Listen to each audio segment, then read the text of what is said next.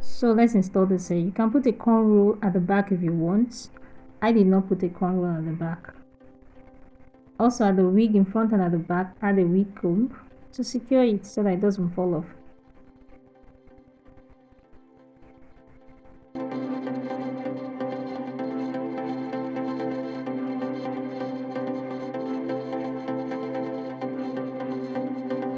Then you arrange it to suit your face. Also, I'm looking at that direction because the mirror is there.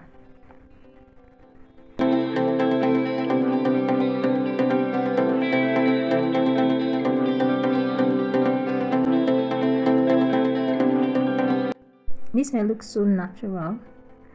I don't need to cut my hair to get this look, and that's why I'm happy about the outcome.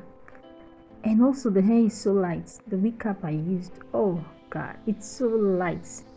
I love it. I can carry it all day, you know, all night, and I don't feel like I'm carrying anything on my head, so it's okay. You know, sometimes when you're working and you're tired and there's this wig on your head and it's heavy or it's tight, you just don't feel all right.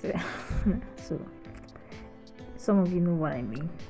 And so for this hair, I love it like this. But if you want it the other way, you can bring it to the front part of your head so that it looks like natural hair, natural. And you arrange it to suit your face. Or you can use a hair clip to reduce the height of the hair. I like the height like this. If you would try this look, let me know in the comment section below. Wow, I'm so excited with the outcome of this hair. I like this look. One thing I love so much about this hair is I don't need to cut my hair to get this look, and that makes me so excited.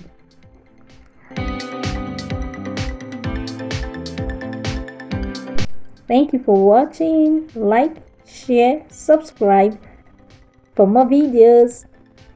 Bye.